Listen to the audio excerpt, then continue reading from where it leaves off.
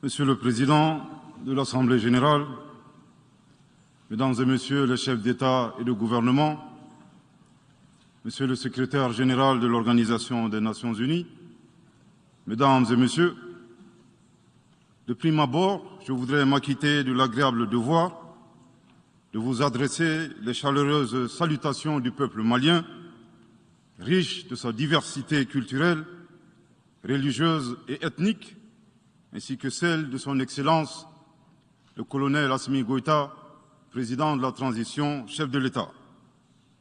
Monsieur le Président, votre brillante élection à la présidence de cette 77e session de l'Assemblée générale et la fin des travaux de la 76e session de l'Assemblée générale, brillamment conduit par votre prédécesseur, son Excellence M. Abdullah Shahid, de la République des Maldives, m'offre l'heureuse occasion d'adresser à vos Excellences les chaleureuses félicitations de tout le Mali. Enfin, permettez-moi de réitérer à notre secrétaire général, M. Antonio Guterres, notre haute appréciation des efforts louables qu'il continue de déployer pour la réalisation des nobles objectifs de notre organisation commune. Nous sommes convaincus que vous êtes un ami du Mali et du Sahel.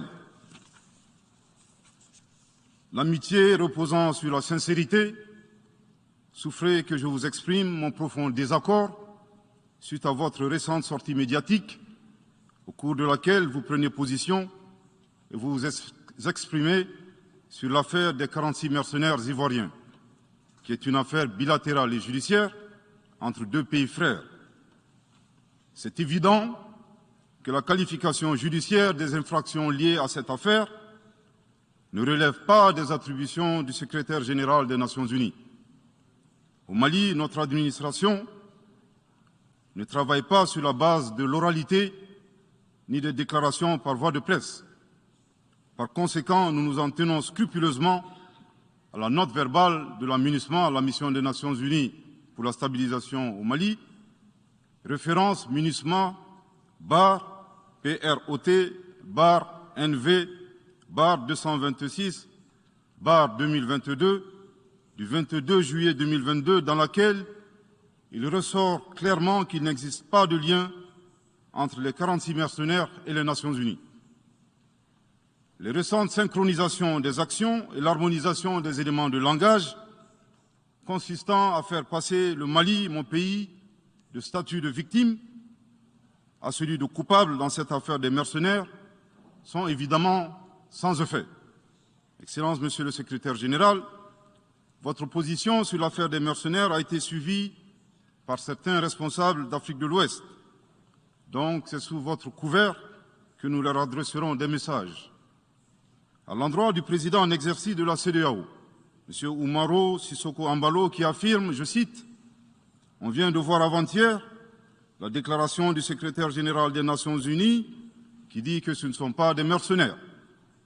Moi, à la place des Maliens, j'aurais relâché ces 49 soldats. » Fin de citation. Je voudrais très respectueusement signifier à ce dernier qu'il existe un principe de subsidiarité, d'ailleurs au contour flou entre la CEDEAO et les Nations unies, et non un principe de mimétisme. Également, il est important de lui préciser que le secrétaire général des Nations unies n'est pas un chef d'État et le président en exercice de la CEDEAO n'est pas un fonctionnaire. Par conséquent, il serait indiqué qu'il ne banalise pas la CEDEAO. Enfin, il est utile de rappeler au président en exercice de la CEDEAO qu'au Mali, les autorités n'interfèrent pas dans les dossiers judiciaires et respectent l'indépendance de la justice. Donc, nous n'avons pas vocation à interpeller ou relâcher. Ceci relève de la fonction judiciaire. Aussi, M. Umaro Sissoko Embalo doit être conscient du fait qu'il est le dépositaire d'un lourd héritage et de plusieurs sacrifices qui ont fait la renommée de cette organisation. La dynamique ayant fait la grandeur de la CEDEAO ne doit pas être brisée. Par ailleurs, nous avons pris acte de la menace de sanctions proférées contre le Mali et loin d'être impressionnés par des sanctions, je voudrais signaler au président en exercice de la CEDEAO qu'à la fin de son mandat, les peuples ouest-africains le jugeront sur les efforts qu'il a fournis pour améliorer les conditions de vie des populations et non des shows médiatiques servant des agendas étrangers. À l'endroit de M. Bazoum, il remarquera que le gouvernement de la transition n'a pour le moment jamais réagi à ces propos injurieux pour deux raisons cumulatives.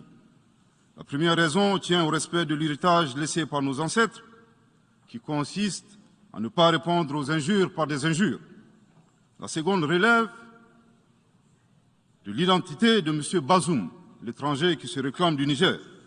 Nous savons que le peuple nigérien, frère du Mali, se distingue par des valeurs sociétales, culturelles et religieuses très riches. M. Bazoum n'est pas un Nigérien, son comportement nous le reconforte totalement dans notre constat. Excellence, Monsieur le Secrétaire général, le Mali tirera toutes les conséquences de droit de vos agissements. Devant Dieu et en leur âme et conscience, nous demandons à ceux qui refutent notre version d'indiquer s'ils accepteront que les militaires ayant dissimulé leurs identités en mettant sur leur passeport qu'ils sont peintres, maçons, etc., avec des armes débarquent dans leur aéroport sans que le pays de destination n'ait été au préalable informé et dans le dessein funeste de déstabiliser ce pays. S'ils ne l'acceptent pas en tant qu'État, si cela n'est pas possible à Lisbonne ou ailleurs, le Mali non plus ne l'acceptera pas en tant qu'État et ce ne sera pas non plus possible à Bamako ou dans une autre localité malienne. Monsieur le Président, une nouvelle ère des solutions porteuses de changement pour relever des défis interdépendants. Thème de cette 77e session de l'Assemblée générale, suscitera l'espoir de meilleurs jours pour le Mali, à la condition que le bilan sans complaisance de l'ancienne ère soit établi, que les enseignements soient tirés et que les recommandations objectives soient formulées. Une fois cette étape franchie, je ne doute pas qu'à travers notre action collective, nous réussirons à pacifier les multiples foyers de tension dans le monde, mais aussi à promouvoir un développement harmonieux et lutter efficacement contre les pandémies, la dégradation de l'environnement et le réchauffement climatique, les inégalités et les politiques de domination et de prédation des ressources. Depuis le mois d'août 2020, le Mali, mon pays, se trouve dans un processus de transition qui prendra fin le 26 mars 2024 par le transfert de pouvoir aux autorités élues. D'ici à cette échéance et conformément aux recommandations des Assises nationales de la refondation, les autorités de la transition se sont engagées dans deux chronogrammes convenus avec la CEDEAO à faire des réformes politiques et institutionnelles avant d'organiser des élections dont l'objectif ultime est de refonder l'État malien, afin qu'il réponde aux aspirations profondes et légitimes de notre peuple à la paix, à la sécurité, à la bonne gouvernance, au développement et à la stabilité institutionnelle durable au Mali.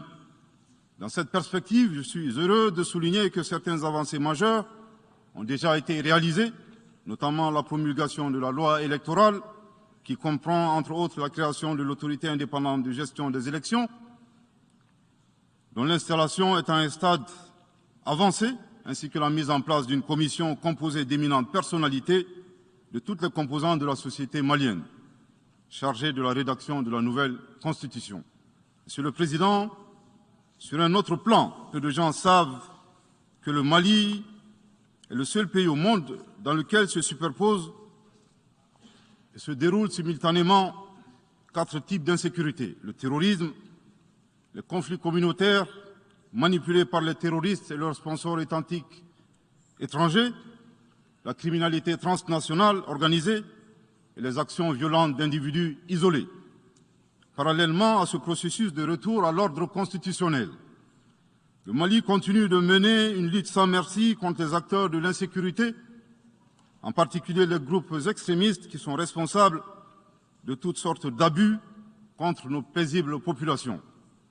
En ce qui concerne le Mali, je suis heureux et fier de vous annoncer que les groupes terroristes ont été sérieusement affaiblis et la peur a même changé de camp.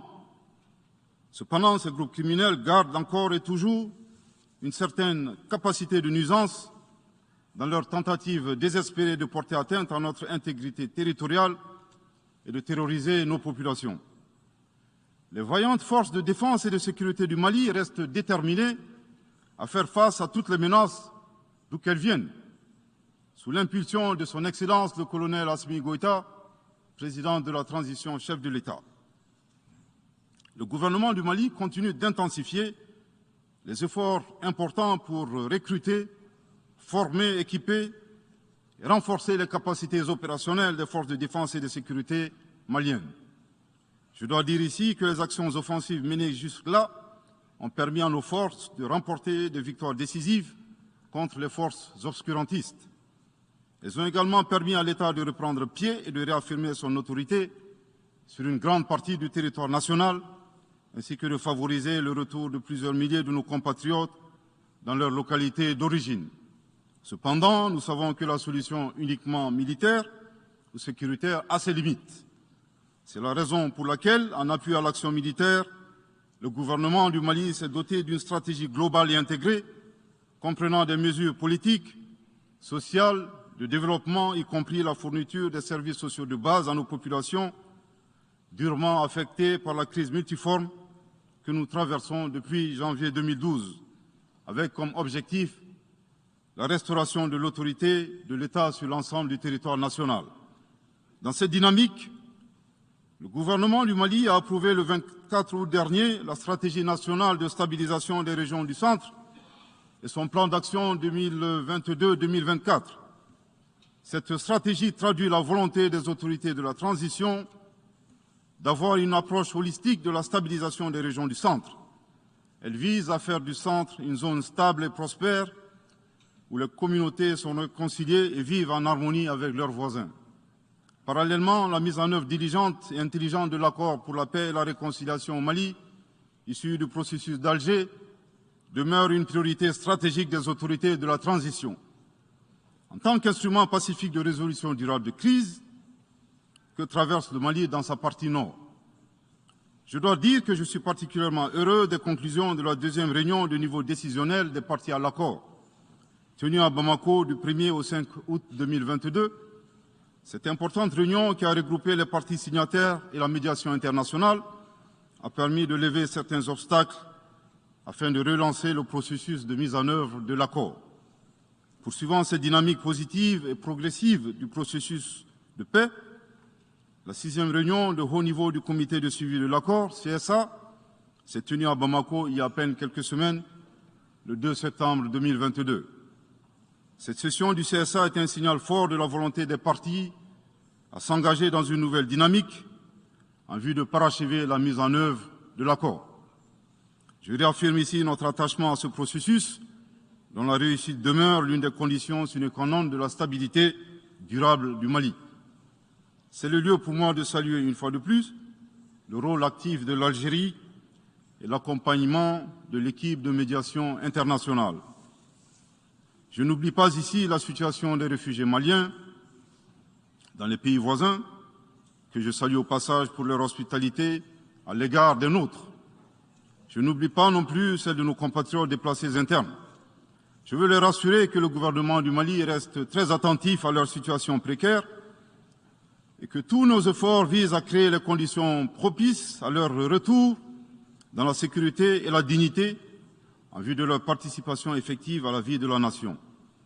Monsieur le Président, dans sa difficile quête pour la paix, la stabilité et le développement durable, le peuple malien reste reconnaissant des efforts et des sacrifices consentis par la MINUSMA, de sa création en juillet 2013 à nos jours, visant à aider le Mali à restaurer son autorité sur l'ensemble de son territoire.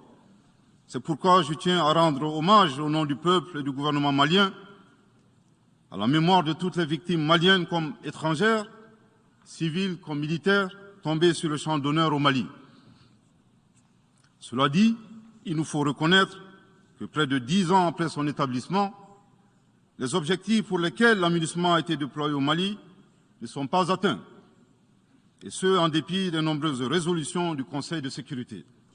C'est pourquoi le gouvernement du Mali réitère sa demande, maintes fois exprimée, d'un changement de paradigme, d'une adaptation de l'aménagement à l'environnement dans lequel elle est déployée et d'une meilleure articulation de cette mission avec les autorités maliennes. Dans cette perspective, il est extrêmement important pour la MINUSMA de rester une force d'appui au Mali dans sa quête de stabilité. Le gouvernement du Mali dénonce les influences extérieures négatives et les tentatives d'instrumentalisation de certaines entités légalement présentes au Mali pour servir des agendas cachés, y compris à travers l'exploitation de la question des droits de l'homme aux fins de déstabilisation. Monsieur le Président, le monde se souviendra qu'après avoir été abandonné en plein vol le 10 juin 2021 par la France, qui a unilatéralement décidé de retirer la force Barkhane du Mali, mon pays a été ensuite poignardé dans le dos par les autorités françaises. La précision est d'autant plus utile que nous refusons tout amalgame avec le peuple français que nous respectons.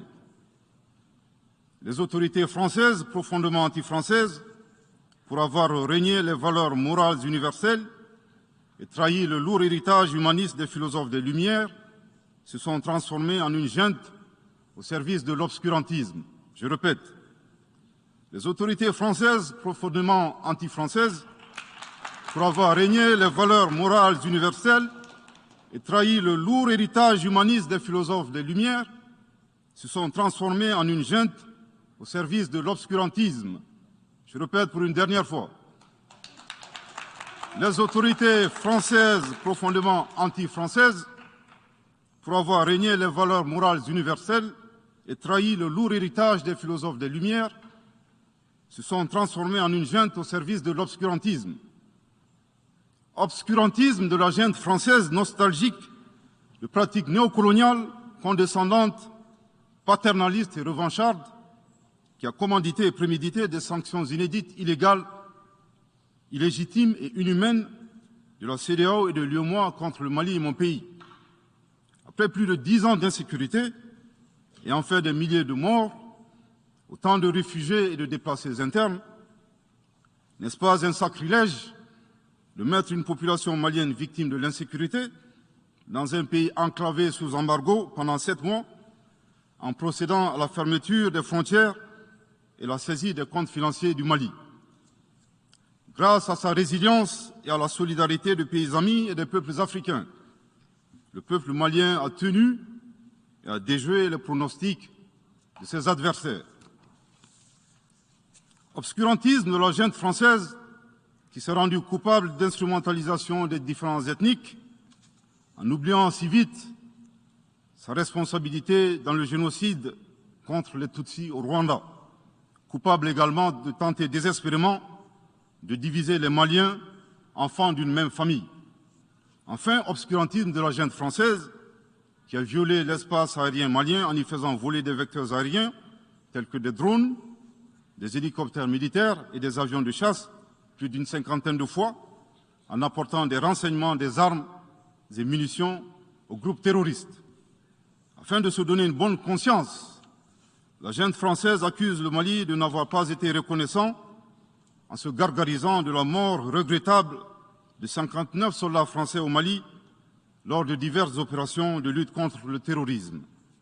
À cette triste accusation, nous rappelons que dans la majorité des interventions d'officiels maliens et des cérémonies, nous rendons systématiquement un hommage à l'ensemble des victimes de l'insécurité au Mali, sans distinction de nationalité, donc y compris les 59 Français décédés.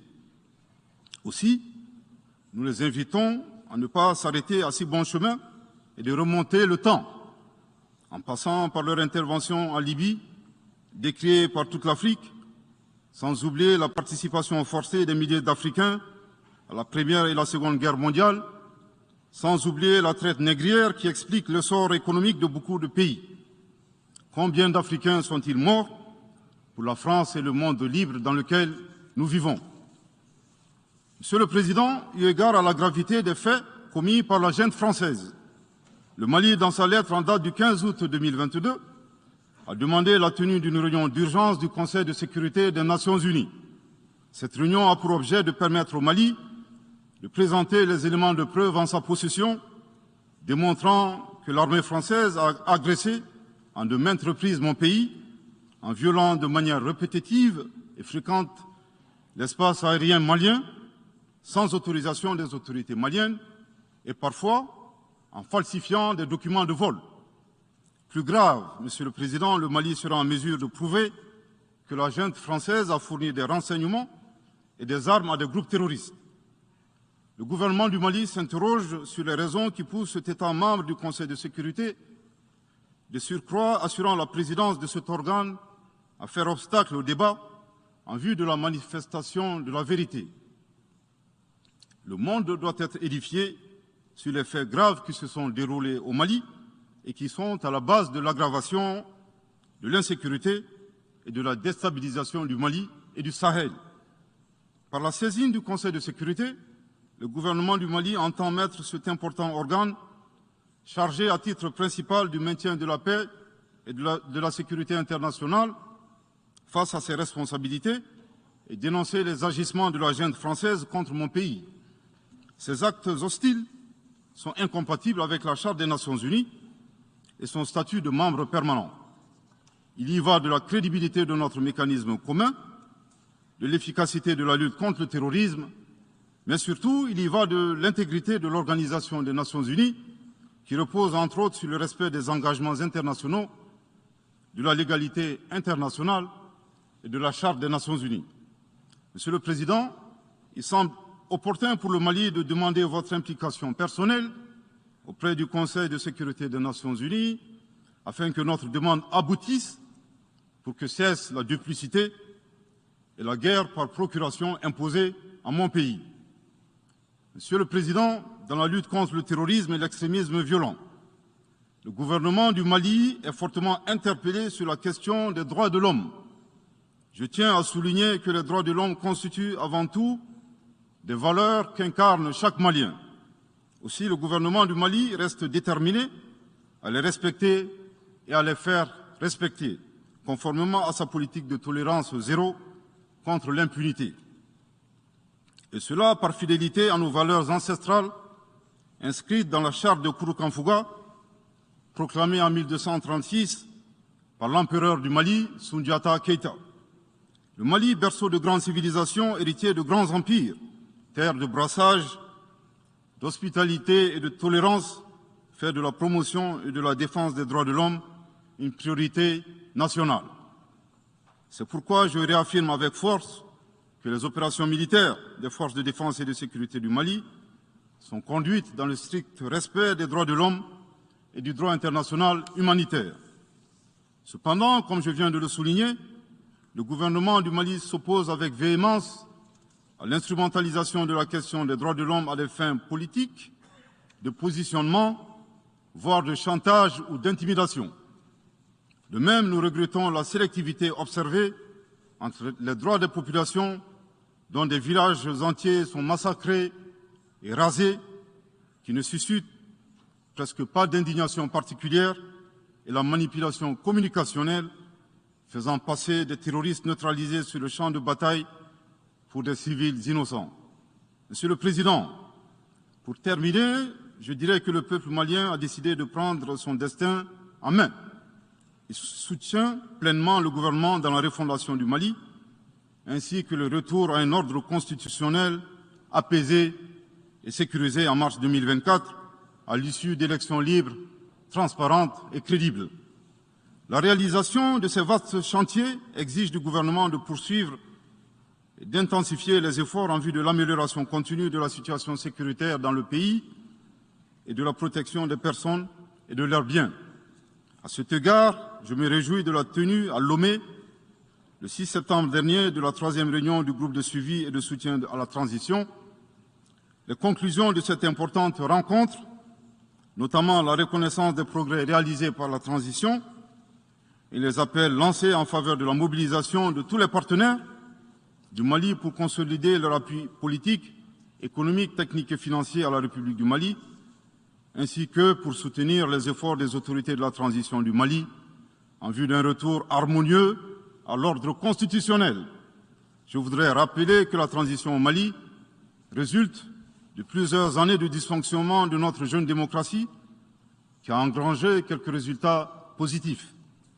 Malheureusement, à l'heure du bilan, les passifs sont plus importants que les actifs, d'où la survenance de la transition. Je saisis cette opportunité qui m'est offerte pour remercier chaleureusement notre respecté aîné, son Excellence le Président Alassane Dramane Ouattara, pour les sages et éclairés conseils qu'il nous a prodigués dans son allocution mémorable à cette 77e session de l'Assemblée générale des Nations unies. Je voudrais le rassurer que les autorités de la transition malienne n'ont d'autres objectifs que de faire des réformes politiques et institutionnelles avant d'organiser des élections, tout en luttant obstinément contre le terrorisme. Ces réformes permettront d'améliorer la gouvernance et toutes les dispositions seront prises pour que la démocratie malienne soit la plus enviée au monde. Dans ce chantier, nous prêterons une attention particulière au troisième mandat, qui ne sera pas possible. Le troisième mandat pour un public moins averti consiste pour un président de la République d'effectuer une manœuvre en 4 temps, en vue de conserver le pouvoir pour lui seul et son clan. Premier temps, presque en fin de second mandat, donc en principe non rééligible, il s'agit pour le président de la République sortant de déclencher une révision constitutionnelle de manière non consensuelle. Deuxième temps, au cours de cette révision constitutionnelle, le président de la République sortant modifiera quelques dispositions constitutionnelles. Troisième temps, une fois la nouvelle constitution adoptée, sur fond de crise politique naturellement, le président sortant devient candidat en violation de la limitation du nombre de mandats à 2. Sa candidature est alors justifiée par l'adoption de la nouvelle constitution et le prétexte est tout trouvé. La limitation du nombre de mandats à 2 concernait l'ancienne constitution. Par conséquent, il est candidat au regard de la nouvelle constitution adoptée. Quatrième temps, une farce électorale est organisée. Forcément, il remporte les élections et s'ensuit une chasse impitoyable aux opposants politiques, dont certains sont arrêtés, d'autres s'exilent et d'autres assassinés. Les allégeances sont obtenues grâce au pouvoir de l'argent, le clientélisme et les intimidations. Dans un langage plus simplifié et en référence à une métaphore footballistique, le troisième mandat est une magie. C'est l'art de se dribbler soi-même tout en gardant le ballon.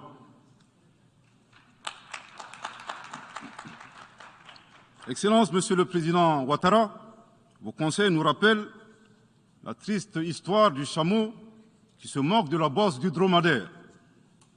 Malgré les efforts tangibles de la transition malienne, dans la mise en œuvre des chronogrammes des réformes politiques et institutionnelles et celui des élections, salués par la communauté internationale, Madame la ministre des Affaires étrangères de la junte française, à qui le Mali n'a pourtant rien demandé, a estimé qu'il n'y avait pas eu de progrès, oubliant que nul ne peut aimer le Mali plus que les Maliens eux-mêmes.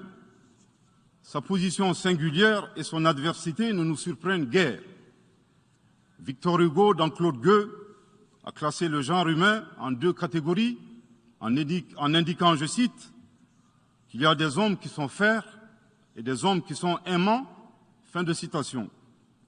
Madame le ministre, dont il s'agit malheureusement, n'est ni fer, ni aimant, elle est hideusement sui generis. Devant l'incertitude et les situations étrangères, le peuple malien adopte une attitude prudente. C'est ce que l'écrivain et le sage Amadou Hampâté-Bâ met en relief en conseillant dans l'étrange destin de Wangrin que, je cite, « Si observer est une qualité, savoir se taire préserve de la calamité ». Fin de citation. Madame le ministre de la junte française, le Mali vous conseille de vous contenter d'observer sa situation. C'est l'occasion pour moi de saluer les relations de coopération exemplaires et fructueuses entre le Mali et la Russie, tout en réaffirmant que le Mali reste ouvert à tous les partenaires qui souhaitent l'aider à relever les défis multiples qui l'assaillent, dans le respect strict de sa souveraineté, de son unité et de la dignité du peuple malien. Le Mali rappelle que, conformément à la vision du colonel Assimi Goïta, président de la transition chef de l'État, 3 principes guident l'action publique nationale. Premier principe, le respect de la souveraineté du Mali. Deuxième principe, le respect des choix stratégiques et de partenaires opérés par le Mali. Troisième principe, la prise en compte des intérêts vitaux du peuple malien dans les décisions prises. En application de ces principes, le Mali reste disposé à poursuivre et à renforcer ses relations de bon voisinage avec l'ensemble des pays qui l'entourent. De même, le Mali, fidèle à son engagement panafricain, continuera à œuvrer au sein des organisations sous-régionales et régionales pour la réalisation de l'intégration africaine. Également, l'atteinte des objectifs de la transition requiert l'accompagnement de l'ensemble des partenaires du Mali, y compris les Nations Unies. J'en appelle donc aux amis du Mali à rester mobilisés aux côtés du gouvernement en vue de l'aider à relever ensemble ces défis importants. Pour la grande majorité des États du monde, convaincus par le respect mutuel et le partenariat gagnant-gagnant, je leur garantis que les portes du Mali leur sont grandement ouvertes et les Maliens les accueilleront les bras ouverts. Pour la minorité qui serait tentée de ne pas respecter ces principes, nous leur promettons qu'ils feront face à des millions de Assimi Goïta, soucieux de défendre leur honneur, leur dignité et leurs intérêts vitaux. Je terminerai en donnant 2 conseils aux nostalgiques de la domination. Ayez le sens de l'empathie en traitant les autres comme vous voudrez être traités ou en ne faisant pas aux autres ce que vous ne voudrez pas qu'on vous fasse. Le second conseil, revoyez vos copies, revoyez vos modèles, revoyez vos logiciels pour intégrer le changement de mentalité et l'évolution du monde dans vos grilles de lecture et d'analyse. Sortez du passé colonial et entendez la colère, la frustration, le rejet qui remonte des villes et campagnes africaines, des populations africaines, et comprenez que ce mouvement est inexorable. Grâce au principe de la multiplication fractale, vos intimidations et vos actions subversives n'ont fait que grossir le rang des Africains soucieux de préserver leur dignité. S'il n'était qu'une centaine aux indépendances, aujourd'hui nous sommes des millions, et demain, tant que les paradigmes inégalitaires demeureront, nous serons des milliards. Le Mali et son peuple ne seront pas des spectateurs face aux assauts et l'adversité. Pour chaque mot employé de travers, nous réagirons par réciprocité. Pour chaque balle tirée contre nous, nous réagirons par réciprocité. C'est à ce prix qu'une nouvelle ère sera une réalité avec des solutions porteuses de changement pour relever des défis interdépendants, avec des États interdépendants et en valorisant l'homme sans distinction aucune, notamment de race, de couleur, de sexe, de langue, de religion, d'opinion politique ou de toute autre opinion, d'origine nationale ou sociale, de propriété, de naissance ou de toute autre situation telle que stipulée à l'article 2 de la Déclaration universelle des droits de l'homme. Que Dieu bénisse le Mali et préserve les Maliens des forces obscurantistes et destructrices du monde. Que Dieu bénisse l'Afrique et préserve les Africains des forces obscurantistes et destructrices du monde. Que Dieu bénisse le monde et préserve l'humanité entière des forces obscurantistes et destructrices du monde. Je vous remercie de votre très aimable attention.